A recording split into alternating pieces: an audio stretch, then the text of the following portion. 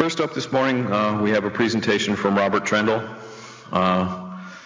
Robert gets a special award for his bio. It says, Robert enjoys all the things that make life worthwhile. In his spare time, he also works for DDN. He didn't really grow up with Lustre, but he seems to be getting old with it.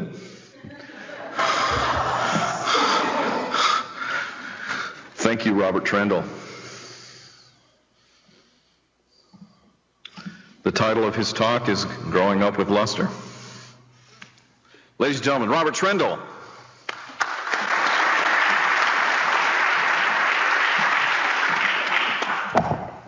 Thank you, Steve. As you will see in a moment, this is not really a typo, but I'm not going to explain that. So this is a marketing presentation.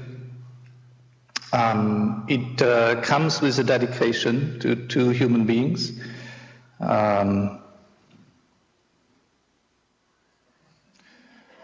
So I am grateful for Steve. A couple of years ago we had a discussion and said, I have a sister who lives in Bloomington and I never go to Bloomington, so why don't we have LUG in Bloomington so I can visit my sister? So thank you for that, Steve.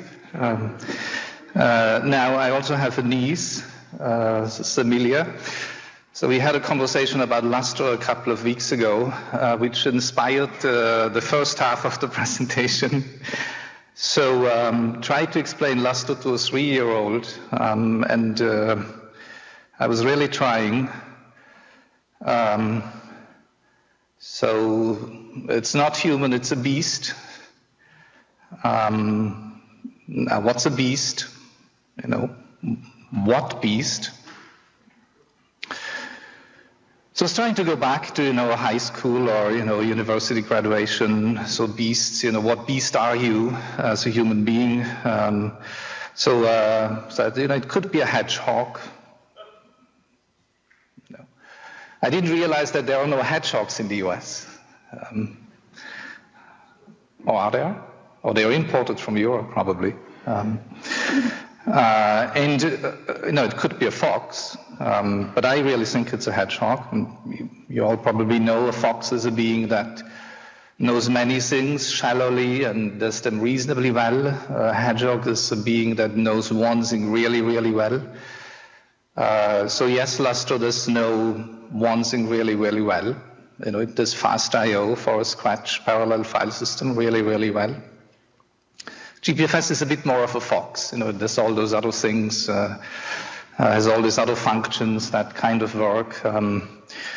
A couple of years ago, one of the founding members of OpenSFS, who is not here, who works at Intel and who used to work at Lawrence Livermore, came to us and said, so what would you do with Lustre if you had unlimited resources?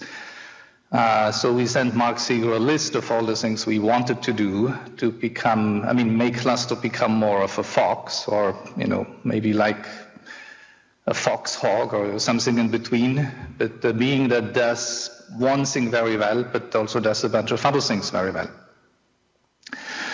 Now, talking to my niece, I realized, hedgehogs usually, they die after 3-4 years.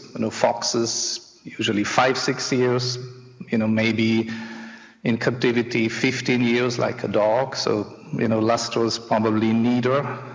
So it's kind of 20 years old. So what kind of beast is it? So mooses get about 25 years. Whales, 35 years. Elephants, 50 years. And of course, I couldn't resist to have a giant tortoise, 125 years. I don't know what it would mean for a piece of software to live for 125 years. I was at a customer Airbus a couple of months ago, and I was told that they were searching on the internet for a VAX system to run software that does cabling.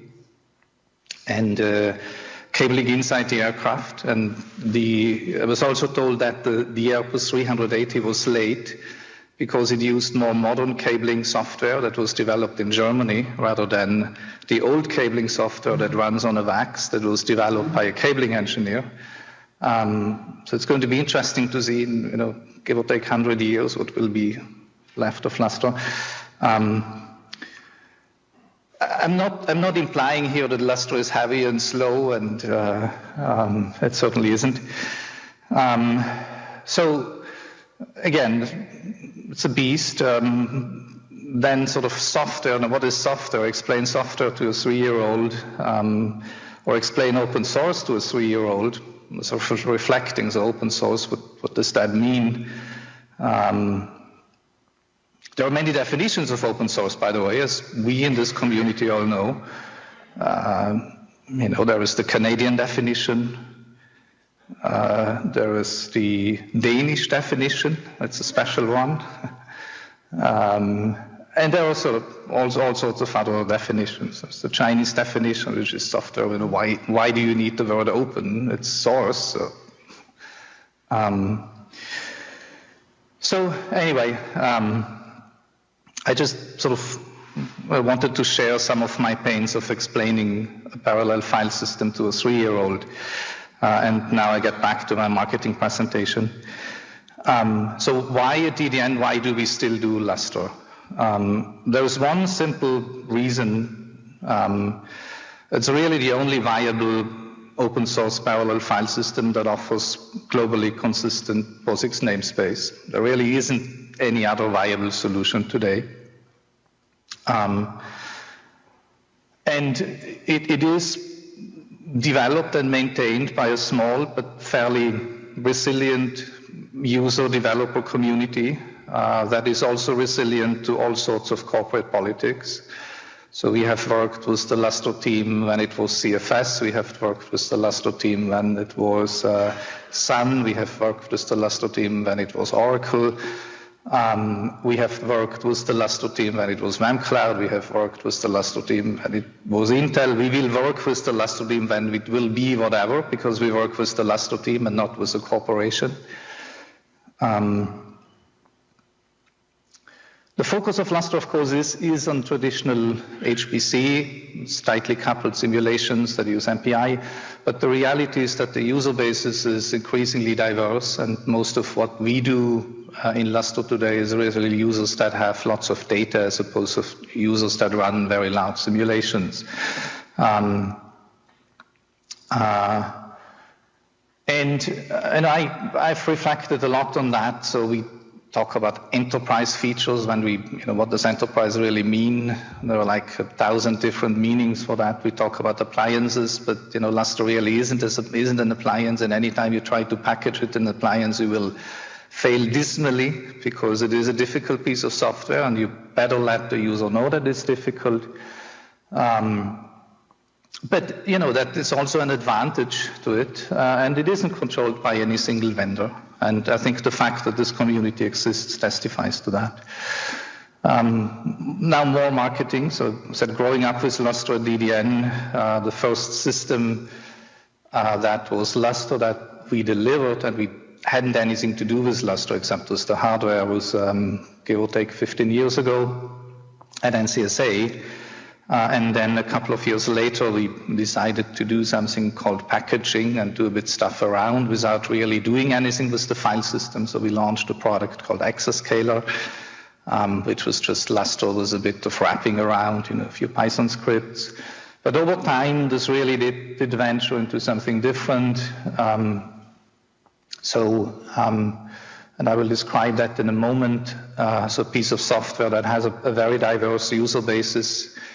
Our largest Lustre user today is a corporation that has 350 OSSs in production on 100, give or take, 175 storage systems with a 30-minute SLA and give or take 150 petabytes of data. And that's just one user, and surely there is no tightly coupled MPI simulation whatsoever. It's a machine learning application that runs in that environment.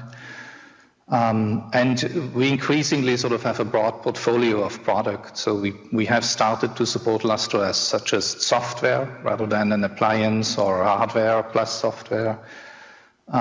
We do sell the so-called appliances, which is just a bit of packaging. And we have started a little practice around CFS recently. So in the end, sort of what you get with this is a Lustre distribution that is within sort of the overall tree. So it's not forked in any way, it's hardened a bit. So we typically spend 3 to 6 months of testing before of any release. There is sort of the old issue with high availability that hasn't ever been fixed within the file system. Why, I'm not entirely sure. So you do it with tools around the file system. There are this or that feature that a customer has requested and that we have built. There is a set of tools, there is monitoring, all those things that sort of we do today, and there is support from level 1 to level 3. As I said, with some customers that have SLAs that are measured in 15 to 30 minutes. And the work that goes into this distribution, so there's a small development team that has produced around 250,000 lines of code in the last couple of years. Most of it, as you can see here, I've just listed most of the projects in terms of lines of code, most of it around an automated test infrastructure that took a couple of years to build. But that really is sort of the core component of supporting a Lustre distribution. And there will be, I think, a couple of presentations during LUG that will go into the details of some of these projects. So I will not do that. I do want to talk a bit about sort of future. So how will future architectures look like? Are we still going to use Lustre, yes or no? So yes, there still will be a Lustre file system in future connected to a compute cluster, but increasingly we will put a layer in between that is an I/O forwarding layer or caching layer which is the IME layer that emulates the Lustre namespace. So it's not a separate namespace, it just takes the metadata space. So it's a sophisticated way of I/O forwarding with caching and high availability. Eventually we want to bring that to the client so that you can use devices on a client for caching. And all that still exists within a POSIX namespace. Of course, a future iteration of the same architecture, potentially running in the same cluster, will then also provide an object namespace for applications that can make use of that object namespace. And that object namespace eventually may have a Lustre backend, but it will also provide new capabilities. So for large systems, I think this is give or take the architecture that we see going forward. And of course, we will try to integrate the Lustre piece, which provides the global POSIX namespace, and sort of the cache piece in an increasingly sort of more sophisticated and more intelligent way. Obviously, you create data tiers here. So it's important that there is intelligent software that manages where the data resides. So I did search a lot about sort of animals and how old they get. So baboons are like 35 years. The rhinoceros is about 40 years. It's about double. So what's the next 20 years for Lustre, the way we see it as a company? So globally consistent POSIX namespaces will be around for a long time. They will be around simply because of the application lifetime. And as I mentioned earlier, companies look for very old computing devices just to be able to run pieces of software. So there will be globally consistent POSIX namespaces even in 20 years, I'm pretty sure. Which is why Lustre will still be around in 20 years. But I do think that the focus in development will also change. This is just a prediction at the personal level. So yes, there will need to be more focus on data management rather than pure performance. I think that's almost self-evident. And of course, more focus on the usual management, usability, logging, etc. All those things that make an infrastructure a bit easier to use. And it will remain a community-driven open source effort that isn't owned by any single company, which is why it will survive the next 20 years. Thank you.